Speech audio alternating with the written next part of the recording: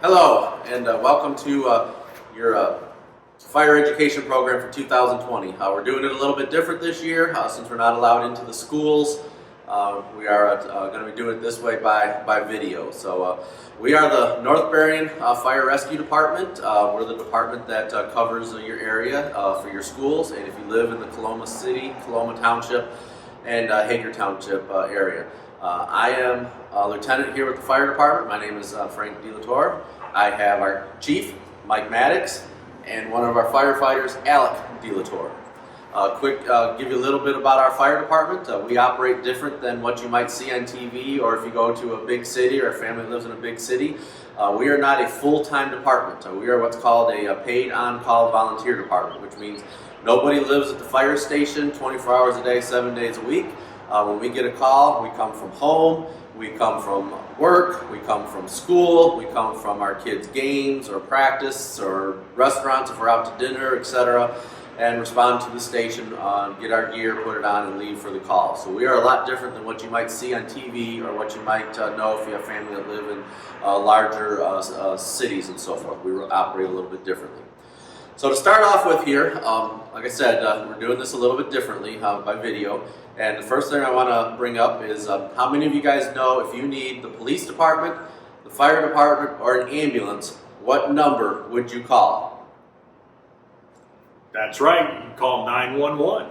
All right, yep.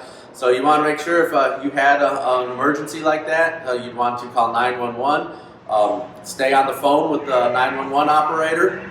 If they're going to ask you a whole series of questions, so you want to make sure that you stay on the phone with them, answer those questions to the best of your ability. Don't be upset or afraid if you can't answer all of their questions, but they're going to go through a series of questions so that they can get the right people to you that need to. So you want to make sure that you call 911 for important things, okay? So you'd want to call 911, if your house was on fire, if somebody was breaking into your house, someone in your family got hurt or was bleeding really, really bad, or you couldn't wake somebody up, you want to make sure you call 911. Would you want to call 911 because your brother took your favorite toy?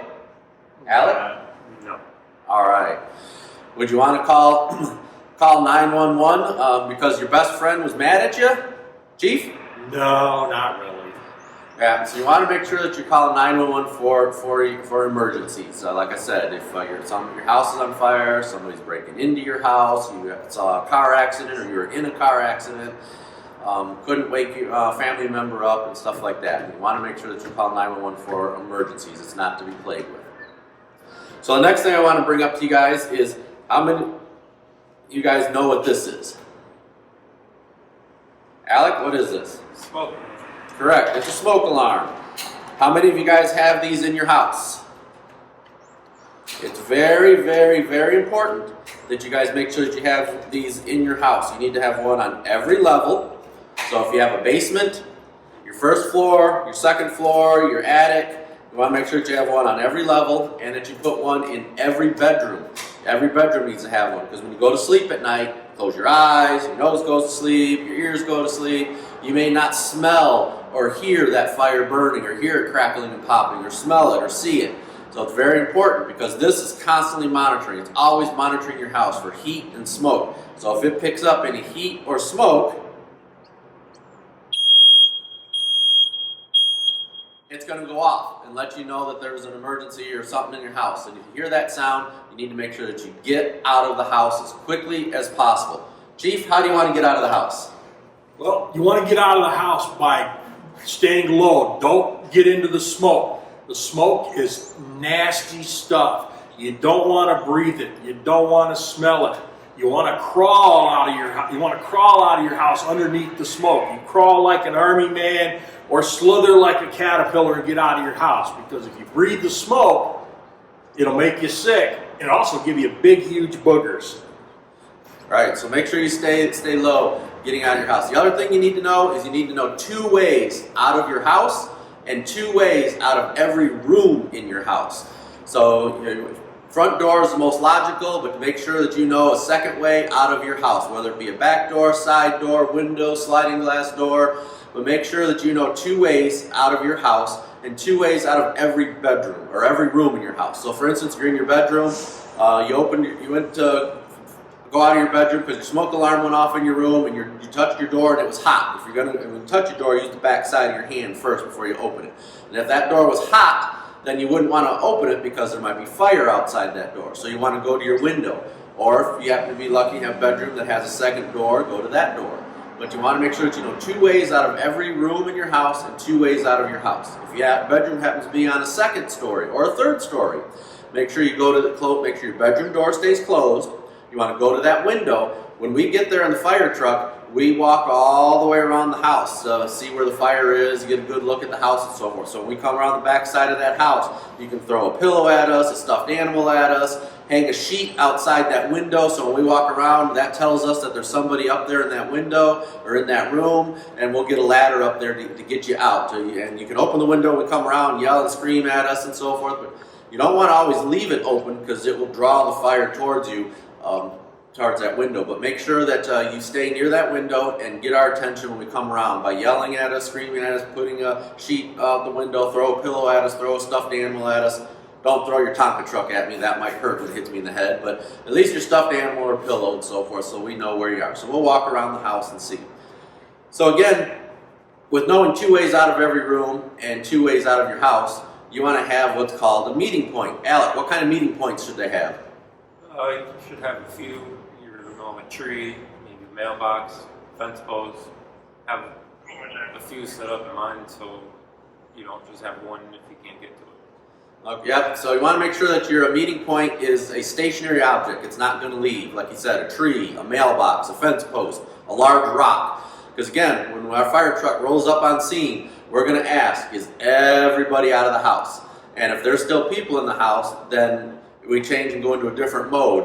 We attempt to save lives first. That's our primary goal. So if need be, we'll do whatever we can to try to get in there and try to do what we can to get somebody out of the house if they're trapped in the house. So that's very important because if you went out the back door and your mom and dad went out the front door and you stayed in the backyard and they're up front, where do your parents think they're going to be? Chief? They might think it's still in the house. Yep. So we need everybody to go to that meeting point. Practice these meeting points. It's very important that you test your smoke alarms once a month. Make sure that they work. And also discuss with your parents about your 2 ways out of your house. They're called emergency exit drills. You guys do fire drills in school where everybody gets together and meets outside at a central point. Same thing at home. At the very least, discuss those on a monthly basis. If not, practice them at home, getting out of your house and meeting at your meeting point. Very, very, very important. Another very important thing is, once you get out of your house, never, ever go back inside for anything. Yep, that's very, very important. If your favorite toy or your favorite blanket is still inside the house, don't worry about going back in for it. They can all be replaced, but we can't replace you if something happens to you or mom or dad or anything like that. So very important that once you're out of the house, you stay out of the house and you stay at that meeting point so that we know everybody is out and safe. And then that way, once we get there, we'll go inside and do what we can to try to put out the fire and save your house and your toys and your belongings and so forth. So that's a very important feature.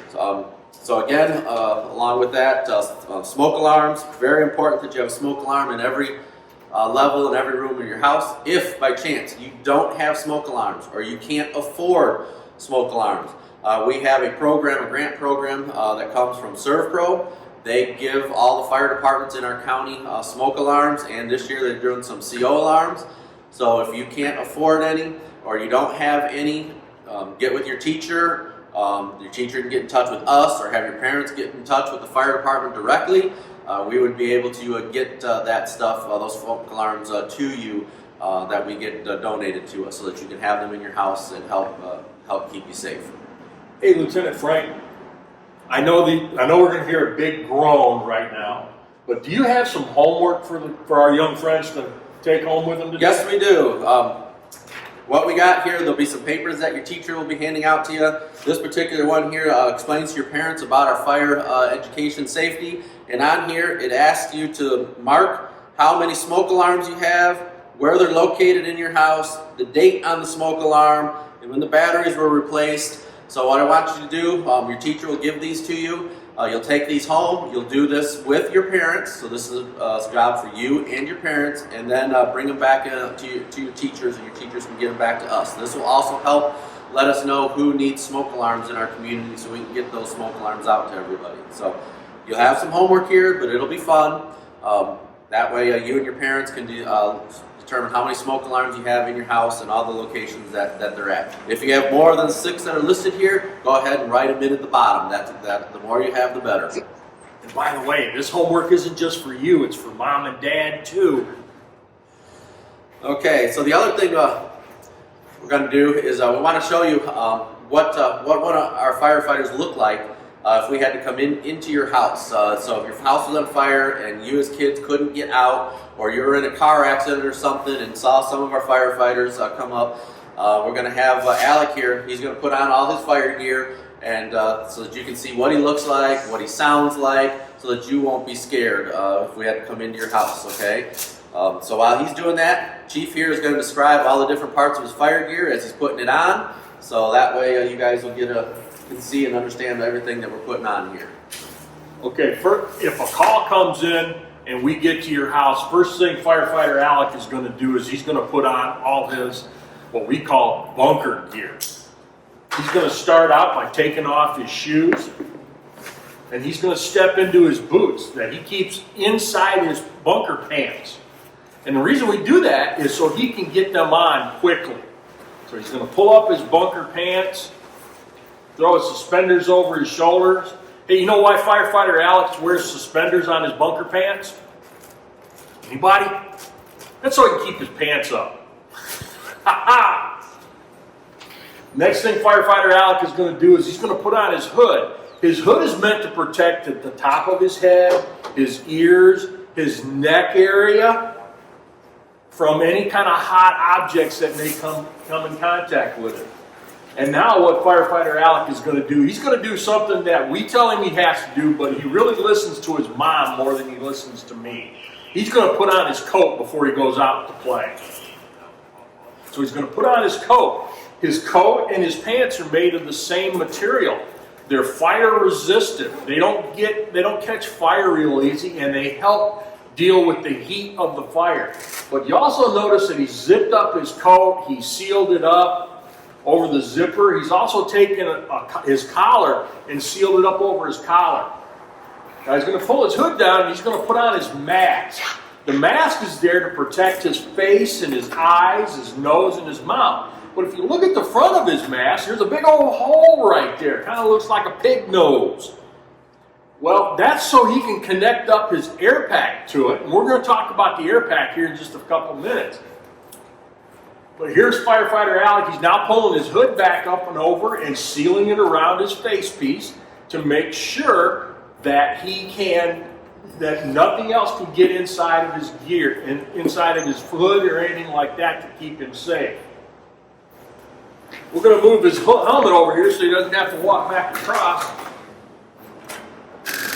Firefighter Alec is now turning on the bottle on his air pack. Inside the bottle on his air pack,